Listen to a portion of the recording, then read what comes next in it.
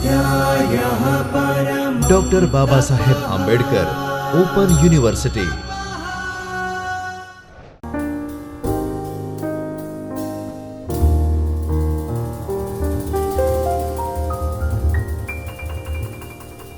નમસ્કાર. Doctor Baba Saheb Ambedkar open યુનિવર્સિટીના જ્યોતિર્મય પરિસરમાં ચૈતન્ય સ્ટુડિયોમાં હું doctor Priyanki Vyas, associate professor, library and information science department, આપનું હાર્દિક સ્વાગત કરું છું. મિત્રો, આજે આપણે માસ્ટર્સના વિદ્યાર્થી માટે, લાઇબ્રેરી સાયન્સના માસ્ટર્સના વિદ્યાર્થી માટે ઇલેક્ટિવ સબ્જેક્ટ રિસર્ચ મેથોડોલોજી, એનો બ્લોક નંબર 3 રિસર્ચ મેથડ અને યુનિટ 10 ક્વેશ્ચનર મેથડ, પ્રશ્નાવલી પદ્ધતિ, એનો અભ્યાસ કરીશું. મિત્રો, અગાઉ આપણે પ્રશ્નાવલીની રચના કેવી હોવી જોઈએ, પ્રશ્નાવલીની વ્યાખ્યા શું હોય, પ્રશ્નાવલીની રચનાના પગથિયા, પ્રશ્નાવલી પદ્ધતિમાં ધ્યાનમાં રાખવાના મુદ્દાઓ, સિદ્ધાંતો, જુદા જુદા વિદ્વાનોએ આપેલી વ્યાખ્યા, આ બધા આસ્પેક્ટ, દરેક પાસાને આપણે અભ્યાસ કરી ગયા છીએ. જ્યારે સંશોધન કાર્ય કરતા હોઈએ ત્યારે ડેટા કલેક્ટ કરવો, એટલે કે ડેટા કલેક્શન કરવું, એ ખૂબ અગત્યની બાબત હોય છે. અને ડેટા કલેક્શન કરવા માટે જુદી જુદી પદ્ધતિઓનો ઉપયોગ કરવામાં આવે છે. એમાંની આ પ્રશ્નાવલી પદ્ધતિ એક પદ્ધતિ છે. પ્રશ્નાવલી પદ્ધતિના આધારે આપણે આપણા સંશોધન કાર્યનું જે ડેટા કલેક્શન છે એ કરી શકીએ છીએ. તો જ્યારે સંશોધન કાર્ય કરવાના હોઈએ ત્યારે આપણે આ પદ્ધતિનો ઉપયોગ કરતા હોઈએ ત્યારે, પ્રશ્નાવલી પદ્ધતિને જ્યારે આપણે ઉપયોગમાં લઈ અને ડેટા કલેક્ટ કરતા હોઈએ ત્યારે ખાસ ધ્યાનમાં રાખવાની બાબતો વિશે આપણે આજે જોઈશું. કે પ્રશ્નાવલી પદ્ધતિમાં પ્રશ્નાવલીના જે પ્રશ્નો છે એ કેવા પ્રકારના હોય, પ્રશ્ન બનાવતી વખતે આપણે શું ધ્યાનમાં રાખવું જોઈએ, પ્રશ્નાવલીની રચના કેવી રીતે કરવી જોઈએ, કયો પ્રશ્ન ક્યાં મૂકવો જોઈએ, આ દરેક બાબતે વિશે આપણે વિશેષ અભ્યાસ કરીશું. મિત્રો, તો સંશોધન કાર્યમાં આ પ્રશ્નાવલી પદ્ધતિ, ક્વેશ્ચનર મેથડ, એનું અગત્ય, એના કયા પરિબળો ધ્યાનમાં રાખવા જેવા છે, એ દરેક બાબતને આપણે અભ્યાસમાં લઈશું. હવે જોઈશું આપણે પ્રશ્નાવલી પદ્ધતિની રચના. પ્રશ્નોની રચના કેવી રીતે કરવી? તો પ્રશ્નાવલી પદ્ધતિમાં જ્યારે પ્રશ્નો બનાવવામાં આવે, સંશોધક પ્રશ્નોની એક યાદી તૈયાર કરે ત્યારે એણે શું ધ્યાનમાં રાખવું જોઈએ? તો પ્રશ્નાવલીની રચના કરતાં પહેલાં સંશોધકે કેવા પ્રકારના પ્રશ્નો પૂછવા જોઈએ અને તેને લગતા સાહિત્યની સમીક્ષા કરવી જોઈએ. ફાઉલર નામના વિદ્વાને 1987માં પ્રશ્નાવલીમાં પ્રશ્નોનું આખરી સ્વરૂપ આપતા પહેલાં આ 4 પ્રકારના પ્રશ્નોનું સંબોધન કરવું જોઈએ તે બાબતનું ધ્યાન દોર્યું છે. તો એ 4 કયા પ્રશ્નો આપણે જોવા જોઈએ, અથવા એ 4 કયા પ્રશ્નો છે તેના વિશે જોઈએ. તો પહેલો પ્રશ્ન છે કે આ પ્રશ્ન જે રીતે લખવામાં આવે છે તે ચોક્કસ રીતે જ પૂછી શકાય. બીજું, આ પ્રશ્નના દરેક એક જ અર્થ કરી શકશે. હું પ્રશ્ન જ્યારે પૂછું ત્યારે સામે ઉત્તરદાતા ઘણા બધા છે, તો દરેક ઉત્તરદાતા એ પ્રશ્નને સમજી શકશે અને એક જ ઉત્તરનો જવાબ આપશે, અથવા એક જ ઉત્તરને અર્થ જે છે એ સમજી શકશે. એ બાબતને ખાસ જોવામાં આવે છે. ત્રીજી બાબત,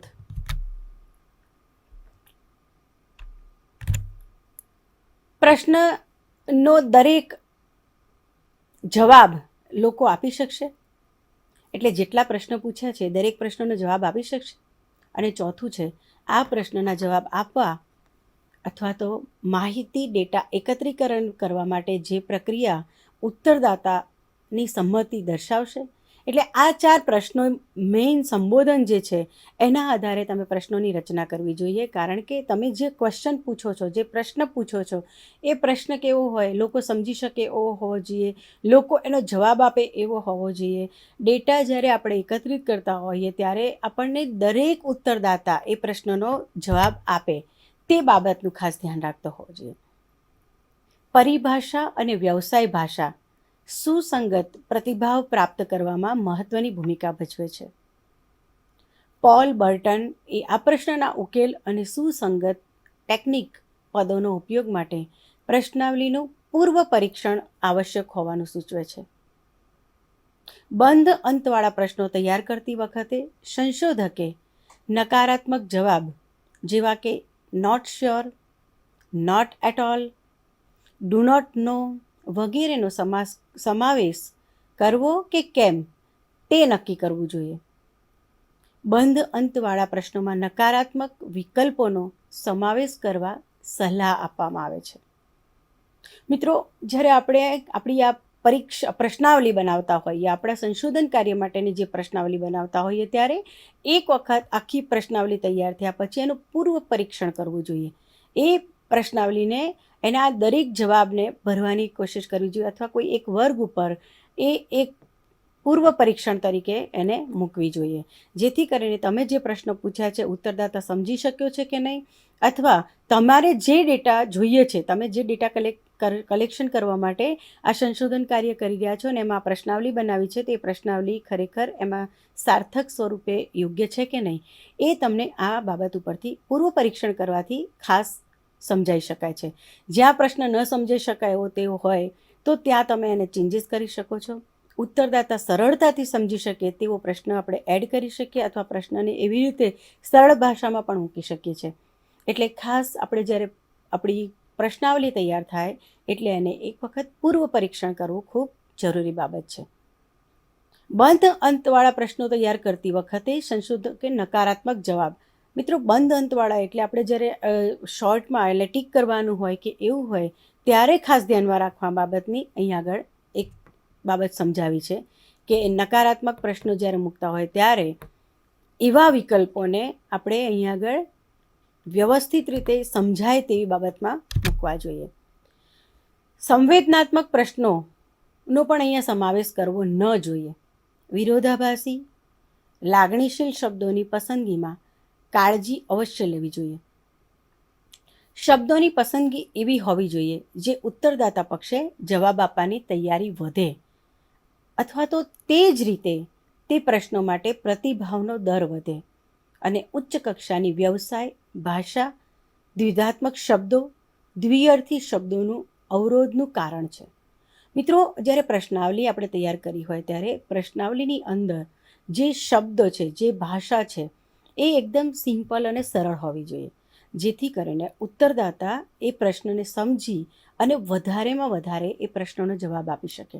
એટલે તમારો જે પ્રતિભાવ દર છે, પ્રશ્નાવલી ભરાઈને આવવાનો જે દર છે એ પણ વધારે સારો રહે.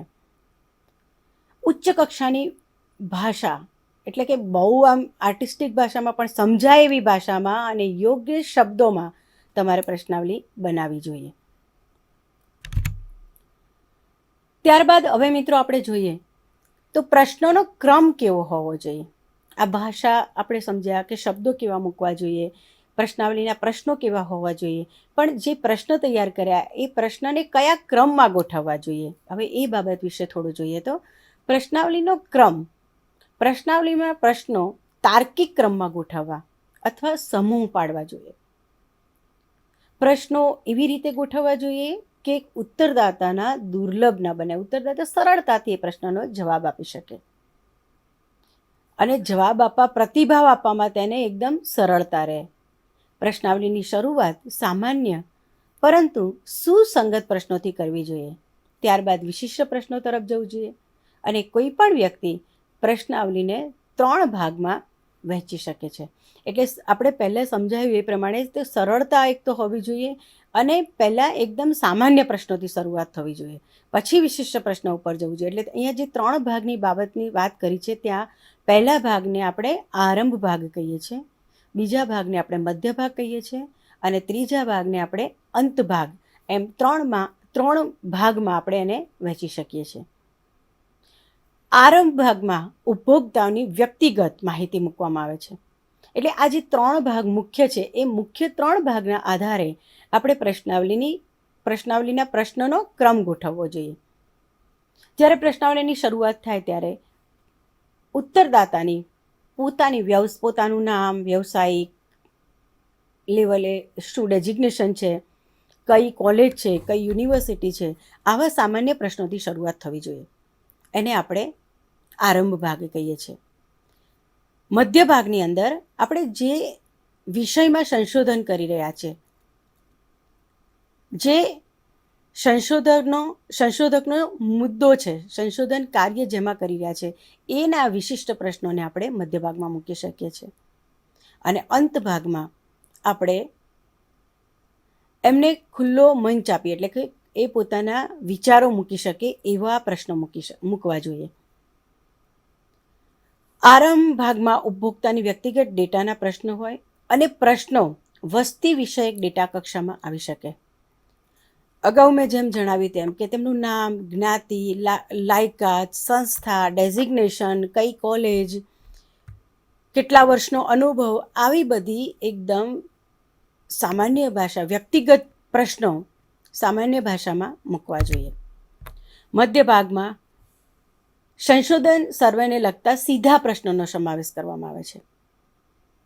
અહીં પણ આપણે જ્યારે પ્રશ્નો સરળ ભાષામાં મૂકતા હોઈએ ત્યારે મિત્રો, જ્યારે આપણે મધ્ય ભાગમાં જઈએ છીએ, એટલે હું કોઈ પણ વિષયના સંશોધક હોય અને એ જે તે વિષયનો પોતાના વિષયનું સંશોધન કાર્ય કરતા હોય, એ કાર્યમાં, એટલે કે આપણે જે ડેટા કલેક્ટ કરવા બેઠા છીએ, આપણને ખરેખર જે માહિતીની જરૂર છે, જે ડેટા આપણે મેળવવાનો છે, એ ડેટાને અનુલક્ષીને જ એ ડેટાને સીધા જ પ્રશ્નો આપણે તૈયાર કરવા જોઈએ, જેથી કરીને એ પ્રશ્ન પૂછવાથી આપણને ઉત્તરદાતાના જવાબમાંથી આપણો ડેટા પ્રાપ્ત થાય છે. અહીં પણ આપણે પ્રશ્નને સરળ અને તાર્કિક રીતે સંગઠિત કરવામાં આવે છે, જેથી કરીને ઉત્તરદાતાને ઉત્તર આપવાની સુવિધા વધારવાના અવસર પ્રાપ્ત થાય. દાખલા તરીકે કોઈ એક ખાસ સર્વેમાં ઉપભોક્તાને તેમની ગ્રંથાલય સેવાઓ અથવા સ્ત્રોતની જાણકારી અંગે પૂછવામાં આવે, તો ત્યાર પછીનો પ્રશ્ન ગ્રંથાલય સેવાઓ અને સ્ત્રોતોના ઉપયોગના જ હશે, અને પછી અનુગામી પ્રશ્ન સેવાઓ અથવા સ્ત્રોતોનો સુધારા અંગેનો હોવો જોઈએ. એટલે જે વિષય પર સંશોધન કરી રહ્યા છીએ, સંશોધક જે વિષયને લઈને ડેટા મેળવવા માંગે છે, માહિતી મેળવવા માંગે છે, તેને અનુલક્ષીને જ બધા પ્રશ્નો મધ્ય ભાગમાં હોવા જોઈએ. જ્યારે છેલ્લા વિભાગમાં પ્રશ્નાવલીના અંતમાં મૂળભૂત રીતે ખુલ્લા અંતવાળા પ્રશ્નો, એટલે કે સૂચનો હોય, સુધારા હોય, હાથ ધરેલા સંશોધન પર કોઈ અભિપ્રાય માંગતા હોઈએ, એવા પ્રકારના પ્રશ્નો મૂકવા જોઈએ. અને એવા પ્રશ્નોને યોગ્ય રીતે સંગઠિત કરેલા પ્રશ્નો પ્રશ્નાવલીને પૂર્ણ કરવામાં મદદ કરતા હોય છે. મિત્રો, છેલ્લા ભાગની અંદર આપણે જ્યારે સૂચનો મૂકીએ, તો આપણી જે પ્રશ્નાવલી છે, આપણું જે સંશોધન કાર્ય છે, એની અંદર આપણે કામ કરી રહ્યા છીએ એ સિવાય શું બાકી રહે છે અથવા શું કરવું જોઈએ, એવા પ્રકારના સૂચનો મૂકવાથી ઉત્તરદાતા એમના મંતવ્યો એમાં મૂકી શકે છે. અને એ મંતવ્યો જાણવા માટે આપણે ડિસ્ક્રિપ્ટિવ પ્રકારના પ્રશ્નોની અહીં આગળ ડિઝાઇન કરવી જોઈએ. એટલે પ્રશ્નાવલીના અંત ભાગમાં, છેલ્લા ભાગમાં હંમેશા ડિસ્ક્રિપ્ટિવ, એટલે કે ખુલ્લા અંતવાળા, એટલે કે તમે વધારે શબ્દોમાં પોતાની ભાષામાં પોતે જે વિચારો છો, ઉત્તરદાતાના જે મંતવ્ય છે, એ બધું જ અંદર આવી શકે એવા પ્રકારના પ્રશ્નોની ડિઝાઇન હોવી જોઈએ, જેથી કરીને આપણા સંશોધન કાર્યમાં આગળ આપણે શું કરવું જોઈએ અથવા આપણે જે કરી રહ્યા છીએ એમાં શું ખૂટે છે એ બાબતને પણ આપણે ધ્યાન લઈ શકીએ છીએ. હવે પ્રશ્નાવલીનું માળખું અને પ્રશ્નોનું માળખું અને પ્રશ્નાવલીનો ભૌતિક નકશો કેવો હોવો જોઈએ? તો એનો દેખાવ એટલો આકર્ષક, ચોકસાઈવાળો અને સરળતાથી સમજી શકાય તેવો બનાવવો જોઈએ. પ્રશ્નોને યોગ્ય ક્રમ આપેલ હોવો જોઈએ. ઉત્તર લખવા માટે ઉત્તરદાતા પાસે પૂરતી જગ્યા આપવી જોઈએ અને બે પ્રશ્નો વચ્ચે જગ્યા હોવી જોઈએ. આપના સહકાર બદલ આભાર જેવા વાક્યો સામેલ વિનમ્રતાપૂર્વકના પત્રમાં હોવી જોઈએ. સંશોધકે પ્રશ્નોનું માળખું નક્કી કરવું જોઈએ. ફક્ત એવા જ પ્રશ્નો પસંદ કરવા જોઈએ કે જેને હા અથવા ના, સાચા જવાબ માટે 0 અથવા ખોટા જવાબ માટે કોઈ ચિહ્ન આપી શકાય. મુખ્ય ઉદ્દેશ સ્પષ્ટ થાય તેવા ઉત્તરનો પ્રાપ્ત કરવાનો છે અને પ્રશ્નો એવી રીતે ગોઠવવા જોઈએ કે જે જગ્યા બચાવે. ઓપ્શનવાળા આપણે જ્યારે પ્રશ્નો મૂકીએ એટલે પ્રશ્નાવલી આપણી એવી ડિઝાઇન હોય, પ્રશ્નાવલીની ડિઝાઇન એવી હોય કે ઉત્તરદાતાનો ઓછામાં ઓછો સમય વ્યય થાય, ઓછા સમયમાં આપણા દરેક પ્રશ્નનો એ સાચો અને સરળ અને યોગ્ય ઉત્તર આપી શકે એવા પ્રકારની આપણી પ્રશ્નાવલી હોવી જોઈએ. આકર્ષક એટલે ડિઝાઇનેબલ એવું, ડિઝાઇનિંગ કરેલી એવી નહીં, પણ ઉત્તરદાતા સરળતાથી સમજી શકે, ઉત્તરદાતાને પ્રશ્નનો જવાબ આપવો ગમે અને ઓછા સમયમાં ઓછી જગ્યામાં એ દરેક પ્રશ્નને સમજી શકે અને દરેક પ્રશ્નનો જવાબ આપી શકે એવા પ્રકારનું માળખું હોવું જોઈએ. ક્રમ પણ એવા પ્રકારનો હોવો જોઈએ. પહેલાં નામ પૂછીએ, પછી પાછા વિકલ્પો પૂછીએ એટલે આપણા વિષયના પૂછીએ, પછી વચ્ચે પાછું આપણે એમના મંતવ્ય પૂછીએ, પછી છેલ્લે આપણે એમની સંસ્થા વિશે પૂછીએ. એવી ડિઝાઇન ન હોવી જોઈએ જેથી કરીને એ કંટાળે. પહેલાં પોતાના એટલે વ્યવસાયિક વિષય તો બધી માહિતી વ્યવસાયિકની હોવી જોઈએ, વિષયવાળી આવે તો બધી વિષયને લગતી માહિતી હોવી જોઈએ. આવે એટલે એક આકર્ષક પ્રકારની ડિઝાઇન અને ચોકસાઈપૂર્વક ઉત્તરદાતા એનો જવાબ આપી શકે, યોગ્ય જવાબ આપી શકે, ટિકમાર્ક કરીને સાચો જવાબ આપી શકે, ઓછા સમયનો ઉપયોગ કરીને સાચો જવાબ આપી શકે એવા પ્રકારનું પ્રશ્નોનું માળખું હોવું જોઈએ અને એની ડિઝાઇન હોવી જોઈએ. આ માળખામાં સાતત્ય જાળવી રાખવું જોઈએ. બંધ અંતવાળા પ્રશ્નોના ખાનામાં ઉપયોગ કૌંસમાં ટીકમાર્ક અથવા ચોકડીનો ઉપયોગ ઉત્તરદાતાને ઝડપી ઉત્તર આપવામાં સુવિધા પૂરી પાડે છે. તેમ છતાં સંશોધકે એક સૂત્રતા જાળવવા તથા સાતત્ય જાળવવા એક જ પ્રકારનો ઉપયોગ કરવો જોઈએ. તમે એક વખત ડિઝાઇનમાં મૂક્યું હોય કે ટીકમાર્ક કરવું તો બધે એક સરખી ડિઝાઇન રાખવી જેથી કરીને એક સૂત્રતા જળવાઈ રહે. ક્યાંક શરૂઆતમાં ઊભી લાઈનમાં પ્રશ્ન હોય, પછી આડી લાઈનમાં પ્રશ્ન હોય, એવી ડિઝાઇન થોડીક ઓકવર્ડ લાગતી હોય છે. એટલે એક સરખી સાતત્ય જળવાય, એક સૂત્રતા જળવાય એનું ધ્યાન રાખીને પ્રશ્નોની તૈયારી કરવી જોઈએ અને ડિઝાઇન બનાવવી જોઈએ. દાખલા તરીકે આપણે અહીંયા એક ઉદાહરણ આપ્યું છે કે સમસ્તરીય પ્રકાર એટલે કે એક પ્રશ્ન મૂક્યો છે કે ઇન્ટરનેટ દ્વારા શોધના પરિણામથી આપણા સંતોષનું સ્તર શું છે? જવાબ ઉપર સાચી નિશાની કરો. એમાં ઊંચું, મધ્યમ અને નીચું આ એક સમસ્તરીય એક જ લાઈનમાં એનો જવાબ આવે. બીજો પ્રકાર છે સ્તંભાકારમાં એટલે ઉપર, નીચે અને લાસ્ટમાં એમ મૂકવામાં આવે. શ્રેણિક પ્રકારના પ્રશ્નોનું માળખું એટલે કે તમે કેવી રીતે વારંવાર વેબ પરથી એવો એક પ્રશ્ન પૂછ્યો છે અને એને ઓપ્શન આપ્યા છે જવાબમાં. તો આ બધી પ્રશ્નના માળખાની ડિઝાઇનો છે. વધુ એક ડિઝાઇન મૂકી છે કે તમે 4 ઓપ્શન આપ્યા છે, બાજુમાં હંમેશા, વારંવાર, કોઈક, ભાગ્ય છે કે કંઈ નહીં એમ ઓપ્શન આપ્યા છે અને એ ઓપ્શન દ્વારા તમારા 5 પ્રશ્નોના જે જવાબ આવે ટીકમાર્કથી એને આપણે પછી છેલ્લે એનાલિસિસ કરવાનું થાય છે. હવે માપનનો ઉપયોગ અને દર માપન, ક્રમ નંબર માપન. મિત્રો આ પ્રશ્નાવલી ભરાઈને આવે, પ્રશ્નાવલી લખાઈને આવે પછી એનું આપણે એનાલિસિસ કરવાનું હોય, પૃથક્કરણ કરવાનું હોય. તો એ પૃથક્કરણ આપણે કેવી રીતે કરી શકીએ અને એ સરળતાથી કેવી રીતે આપણે કરી શકીએ એના માટે આપણે આ માપનનો ઉપયોગ મુદ્દાને સમજીએ. પ્રશ્નોની રચના એવી રીતે કરવી જોઈએ કે જવાબોની સરળતાથી અને ઝડપથી પૃથક્કરણ થઈ શકે. આપણે જે ટીકમાર્ક છે એ ટીકમાર્કને બધા એક સરખા અને એક રીતે ડિઝાઇનમાં મૂક્યા હોય તો આપણે એનું એનાલિસિસ કરવું હોય તો એ આપણને એકદમ સરળ રહે છે. કેટલાક પ્રશ્નોમાં સંખ્યાની સાદી ગણતરી અને ટકાવારીનો સમાવેશ થાય છે. કેટલાક જટિલ પ્રશ્નોમાં માપન તકનીકો જેવી કે દર માપન, ક્રમ નંબર માપનનો ઉપયોગ કરવો જરૂરી છે. આ પ્રકારના પ્રશ્નોમાં પ્રતિભાવનું પૃથક્કરણ ભારિત સરેરાશના આધારથી કરવું જોઈએ. હવે દર માપન. તો પ્રશ્નોની રચના એવી રીતથી કરવી જોઈએ કે જવાબોના સરળતાથી અને ઝડપથી પૃથક્કરણ થઈ શકે. અગાઉ સમજાવ્યું એમ કે તમે જે પ્રશ્નો જે ઉત્તરદાતા પાસે માંગ્યા છે, પૂછ્યા છે, અને એનો જે જવાબ આવવાનો છે એ જવાબના આધારે આપણે સંશોધનનો એનાલિસિસ કરીશું. સંશોધક જે સંશોધન કાર્ય કરી રહ્યો છે એનું પૃથ્થકરણ કરશે. તો પ્રશ્ન જ એવા સરળ હોવા જોઈએ તો જવાબ પણ એની સરળતાથી આવે, અને જવાબો સરળ હશે અને ઝડપથી એનું પૃથ્થકરણ એટલે કે એનાલિસિસ થશે તો તમારું કાર્ય પણ એટલું ઝડપથી અને સારું અને સચોટ થશે. એટલે આ બાબતનું ખાસ ધ્યાન રાખવું જોઈએ.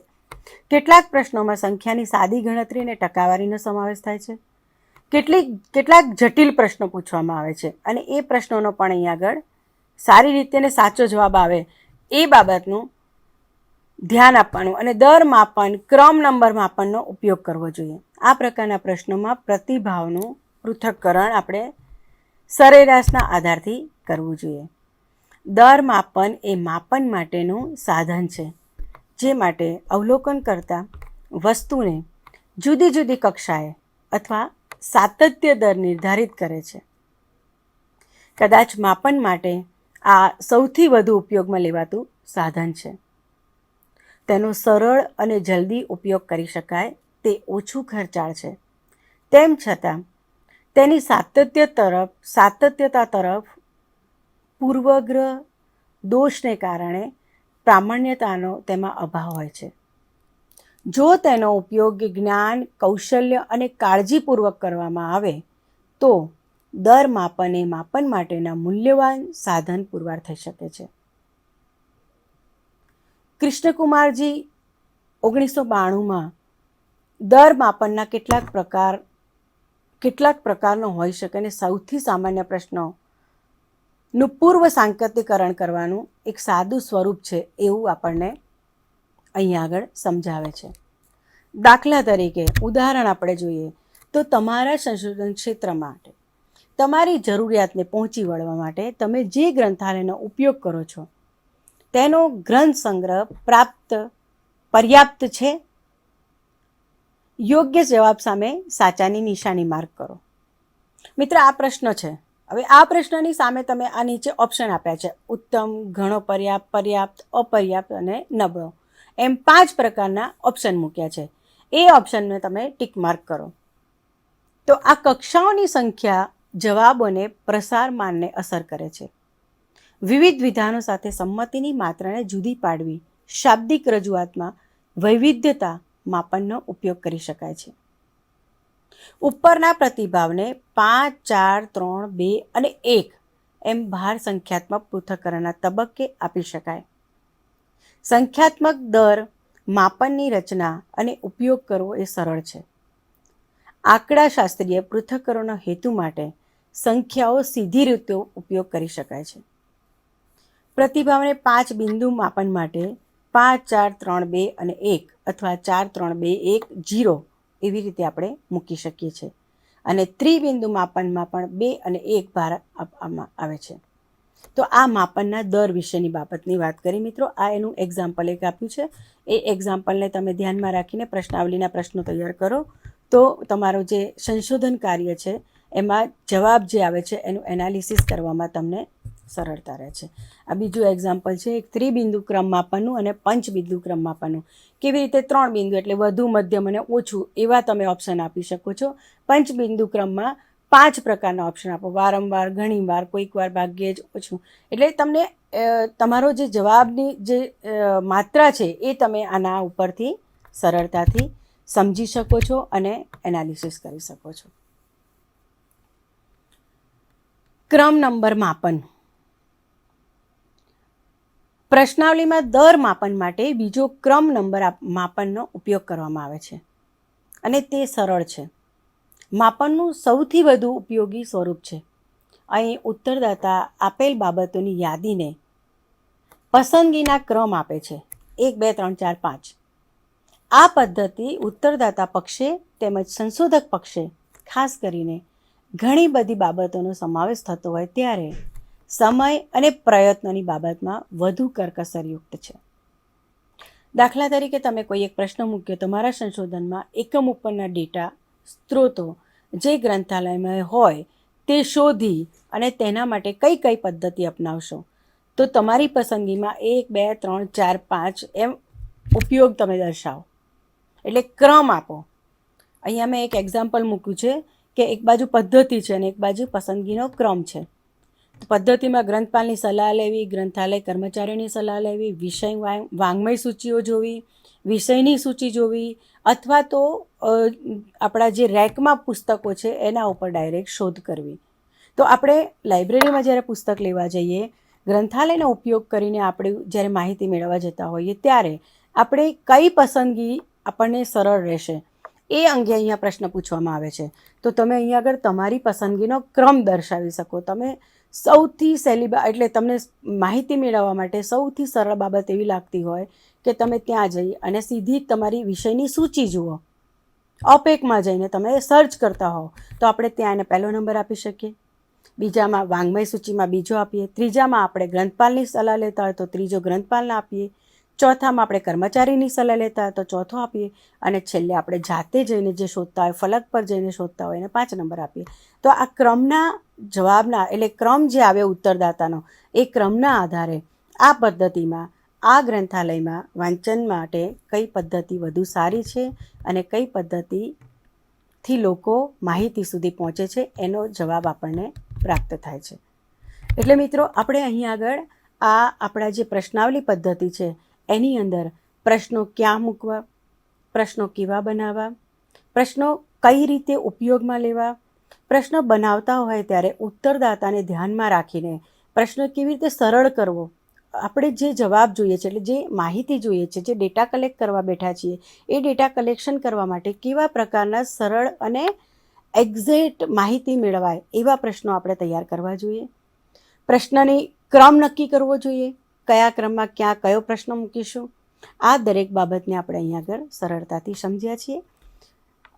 આગળ આપણે જ્યારે ફરીથી મળીશું ત્યારે પ્રશ્નાવલી પદ્ધતિના સાવચેતી શું રાખવી જોઈએ અથવા એના લાભ શું, ગેરલાભ શું એ દરેક બાબતને જોઈશું. આજે આપણે આ પ્રશ્નાવલી પદ્ધતિને આટલા મુદ્દાને જે સમજ્યા છે એ આપણને ઘણી વખત પરીક્ષાલક્ષી પ્રશ્નોમાં પણ ઉપયોગી થતા હોય છે. પરીક્ષાલક્ષી પ્રશ્નોમાં તમને એવું પૂછવામાં આવે કે પ્રશ્નાવલીના પ્રશ્નનો ક્રમ અને માળખા વિશે સમજૂતી આપો, અથવા કોઈ ટૂંકનોંધમાં પૂછાય કે પ્રશ્નાવલી પદ્ધતિ સમજાવો, તો ત્યારે તમે આ પ્રશ્નાવલી પદ્ધતિને યોગ્ય રીતે સમજાવી શકીએ છીએ. ફરીથી મળીશું નવા વિષય સાથે. નમસ્કાર, ખૂબ ખૂબ આભાર. स्वाध्यायः परमः